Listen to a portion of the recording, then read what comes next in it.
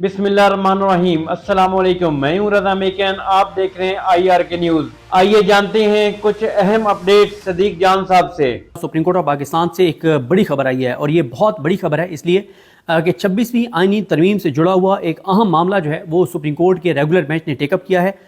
Justice Syed Mansoor Ali Shah, justice Ayesha Malik साहबा, justice Irfan सादत खान साहब। और ज़ाहिर है जिस बेंच में मंसूर अली शाह साहब और आयशा मलिक साहबा ख़ास तौर पे हों, उस बेंच का आपको पता ही है कि वो कितना इंपॉर्टेंट बेंच है। और ज़ाहिर है जो भी केस किसी ऐसे जज के सामने लगेगा जो अपने हलफ से वफा करने वाले हैं, जो पाकिस्तान से सिंसियर हैं, जो आइन से कमिटमेंट पूरी करने वाले हैं, जो आइन पर उठाए गए हलफ के ऊपर चलने वाले हैं, जो सौदेबाजी करने वाले नहीं हैं, जो डीलें करने वाले नहीं हैं, जिनको कहा जाए कि जनाब फलानी जगह आके आप मिल लें तो आपको चीफ जस्टिस बना दें, तो वो जाके मिलने वाले नहीं हैं, तो उनके सामने जब कोई केस लगेगा तो उसकी सूरत हाल बहुत मुख्तलिफ होगी और वहाँ से कोई बड़ी खबर भी आ सकती है। और ये अब 16 तारीख को एक केस है, केस का सारा ऑर्डर जो आज जारी हुआ है वो आपके सामने रखता हूँ। लेकिन एक चीज़ आप ज़रा नोट करें, मैं आज हसनात मलिक साहब से मेरी बात हो रही थी, उन्हें भी मैं ये अर्ज़ कर रहा था। मैंने कहा कि एक चीज़ देखें कि ये जो आइनी बेंच है, आइनी बेंच मिलिट्री कोर्ट्स का केस सुन रहा है, दूसरा हफ्ता है और या बताएं तीसरा हफ्ता है, तो वो बड़े बड़े रिमार्क्स दे रहे हैं मिलिट्री कोर्ट्स के हवाले से, जो रिमार्क्स एंटी एस्टेब्लिशमेंट रिमार्क्स हैं, लेकिन सोशल मीडिया पे जीरो इम्पैक्ट। हाँ, सिर्फ हसन अजहर रिजवी साहब जो हैं उनके रिमार्क्स, उनको इंपॉर्टेंस मिल रही है, लोग उसको डिस्कस कर रहे हैं, क्योंकि हसन अजहर रिजवी साहब इस बेंच में, आइनी बेंच में शामिल वाहिद जज हैं जिनके बारे में ये तासुर है कि आइनी बेंच में जिन जजेस को शामिल किया गया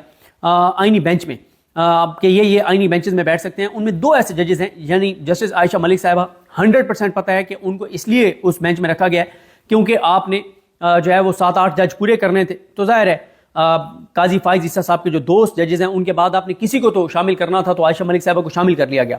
और दूसरा जो है वो हसन अजहर रिजवी साहब के बारे में भी ये तासुर है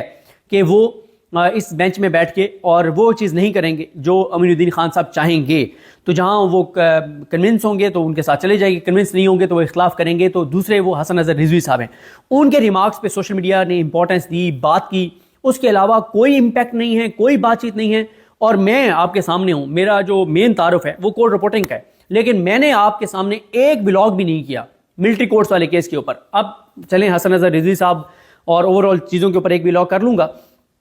लेकिन मैंने क्यों नहीं किया? क्योंकि इस वक्त जो है ना वो इस बात को तो छोड़ दें कि सदीक जान क्या बात कर रहा है, इमरान रियाज खान क्या कह रहा है, साबिर शाकिर क्या कह रहा है, मुईद पीरज़ादा क्या कह रहा है, अब तारिक मतीन क्या कह रहा है, इन चीज़ों को तो आप छोड़ दें। यानी हमारे ऊपर तो वैसे ही लेबल है ना कि हम तो गद्दार हैं और हम तो पता नहीं एजेंडा बेस्ड चीज़ें करते हैं, लेकिन इस निज़ाम के जो सबसे करीब लोग हैं, जिनमें नजम सेठी सर फहरिस्त हैं, जिनकी शरीफ ख़ानदान के साथ भी तल्लुकात हैं, बाकी भी शरीफ ख़ानदान को लाने वाले और चलाने वाले और उनके पास साथ भी उनके बड़े करीबी तल्लुकात हैं,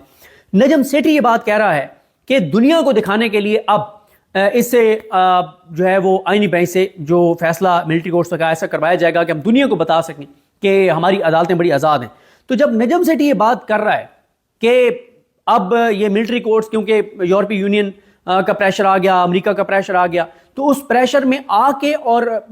फैसला आइनी बेंच से करवाया जाएगा और एक तीर से दो शिकार किए जाएंगे। एक ये कि दुनिया को बताया जाएगा कि हमारी अदालतें बड़ी आज़ाद हैं और जान भी छूट जाएगी कि चले मिलिट्री कोर्ट्स के ट्रायल को सुप्रीम कोर्ट ने कलअदम करार दे दिया है। और दूसरा, इन जजेस की, आइनी बेंच के जजेस की भी थोड़ी सी एक क्रेडिबिलिटी बना दी जाएगी। जो दूसरा सवाल है कि इन जजेस की क्रेडिबिलिटी बना दी जाएगी, तो माजरत के साथ वो तो जीरो क्रेडिबिलिटी है। किसी जज के लिए इतना ही काफ़ी है कि उसको शरीफ ख़ानदान सेलेक्ट करे, और ख़ास तौर पे जो जजेस हैं 4-5 जिनके हवाले से शरीफ ख़ानदान, जरदारी और नवाज शरीफ दोनों बहुत ही पॉजिटिव हैं, वो अमीनुद्दीन खान साहब हैं, वो जमाल खान मंदुखेल साहब हैं, वो मुसरत हिलाली साहब हैं, वो नईम अख्तर अफगान साहब हैं। इनके हवाले से तो शरीफ ख़ानदान बहुत ही ज़्यादा पॉजिटिव है और जरदारी ख़ानदान के ये, क्योंकि काजी साहब के भी करीब थे, और ये वो चारों जजेस हैं जिनको सबसे ज़्यादा, यानी मुसरत हिलाली साहब तो क्योंकि बीमार हो गई थी, बाकी जो 3 हैं काजी के साथ सबसे ज़्यादा ये 3 जजेस बैठे हैं अहम केसेस में। हर वो केस जिसमें इस निज़ाम के हक़ में फ़ैसला आना था, शरीफ ख़ानदान के हक़ में फ़ैसला आना था, PTI के ख़िलाफ़ फ़ैसला आना था। और वरना लोग इसलिए इनके रिमार्क्स को सीरियस नहीं ले रहे, इस आइनी बेंच के रिमार्क्स को, कि यही वो जज हैं जिन्होंने मिलिट्री कोर्ट्स में सिविलियंस के ट्रायल को अलाउ किया, जिन्होंने आज तक ना ये FIR मांग सकें, हासिल कर सकें मिलिट्री कोर्ट से, कि जिस FIR के तहत आप बंदे लेके गए, किस तरह से आपने इन लोगों को पिक किया, 105 को, 103 को नहीं आज तक पूछ सके। آج تک ایک بھی فیصلہ ملٹری کورٹ کا یہ بینچ اپنے سامنے نہیں منگوا سکا. تو ریمارکس جو مرضی دیتے رہیں, ریمارکس دینے کے لیے مطلب اب نجم سیٹھی جو پہلے بتا چکا ہے کہ اس بینچ سے یہ فیصلہ ایسا کروایا جائے گا کہ دنیا کو دکھانے کے لیے اور فیس سیونگ کے لیے, تو پھر کون اس بینچ کے ریمارکس کے اوپر جو ہے وہ اس کو سیریس لے گا؟ ہاں, وہ جو ججز تھے جنہوں نے فیصلہ دیا, منیب اختر, اعجاز الاحسن صاحب, منیب اختر صاحب, عائشہ ملک صاحبہ اور مظاہر علی اکبر نقوی صاحب, ان کا جو فیصلہ تھا وہ تاریخی فیصلہ تھا, جہاں انہوں نے سویلینز کے ملٹری کورٹس میں ٹرائل کی شک کو ہی اڑا دیا. تو ان کے لیے عزت ہے, ان کے لیے احترام ہے, اور یہ وہ ججز جو اپنے حلف سے وفاق کرنے والے ہیں, ان کی طرف سے کوئی خبر آئے گی تو اس کو ضرور لوگ سیریس لیں گے. اور اسی لیے میں آج اس پہ ولاگ کر رہا ہوں. کل بھی میں نے ذکر کیا تھا, کل میں نے ولاگ میں خبر کا ذکر کیا تھا, لیکن آج تو کیونکہ ریٹن آرڈر آ گیا اور بہت امپورٹنٹ ہے, تو وہ پورا متن میں آپ کے سامنے رکھتا ہوں. جو آئین میں 26ویں ترمیم کی گئی, جس کے تحت جو ایک آئین میں ترمیم کر کے اور سپریم کورٹ کے ریگولر بینچ سے اختیارات لے کے اور آئینی بینچ کو دیے گئے, اس چیز کو منصور علی شاہ صاحب کا بینچ, عائشہ ملک صاحبہ اور عرفان سعادت خان صاحب یہ معاملہ سننے جا رہے ہیں, اسی ہفتے سننے جا رہے ہیں. اور اس میں کوئی بڑا عبوری حکم بھی سامنے آ سکتا ہے. گو کہ عبوری حکم آ بھی گیا تو یحییٰ افریدی صاحب کہاں اس عبوری حکم کو مانیں گے؟ اگر یہ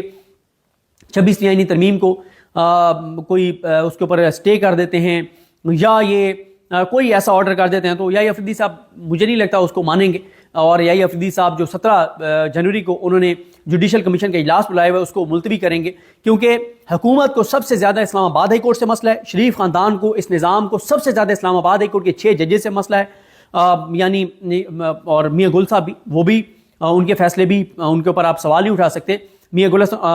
محسن اختر کینی صاحب, میاں گل حسن اورنگزیب, بابر ستار صاحب, سردار اعجاز اسحاق خان صاحب, ارباب محمد طاہر صاحب اور جہانگیری صاحب اور سمن رفت امتیاز صاحبہ, ان کے ساتھ بہت حکومت کو مسئلہ ہے. تو اس لیے وہ چابی والے کھلونوں کو اسلام آباد ہائی کورٹ میں لانا چاہتے ہیں, اور چابی والے کھلونوں کو لانے کے لیے یحییٰ افریدی صاحب نے جوڈیشل کمیشن کے اجلاس 17 کو بلائے ہوئے, اور سب سے پہلے جو ایجنڈا رکھا ہوا ہے یحییٰ افریدی صاحب نے, وہ اسلام آباد ہائی کورٹ رکھا ہوا ہے. وہ اسلام آباد ہائی کورٹ جس کو شریف خاندان, یہ نظام زرداری وہاں پہ اپنے جج بھرتی کرنا چاہتے ہیں, تو یحییٰ افریدی صاحب نے بھی نمبر 1 ایجنڈے کے اوپر اسلام آباد ہائی کورٹ کو رکھا ہوا ہے. سب سے پہلے وہ اسلام آباد ہائی کورٹ میں حکومتی ججز بھرتی کرنا چاہتے ہیں. تو اگر منصور علی شاہ صاحب کا بینچ کو فیصلہ دے بھی دے گا تو اس فیصلے کو یحییٰ افریدی صاحب مان کے اور جوڈیشل کمیشن کا اجلاس ملتوی کر دیں گے. تو یہ ایک بڑا سوال ہے. خیر ابھی تو دیکھتے ہیں نا کہ ہوتا کیا ہے, کوئی ایسا انٹرم آرڈر آتا بھی ہے یا نہیں آتا. تو ناظرین, یہ تھی آج کی اہم اپڈیٹ جو آپ نے جانی صدیق جان کی زبانی. اسی کے ساتھ اپنے میزبان رضا میکن کو اجازت دیجیے. اللہ حافظ. پاکستان زندہ باد.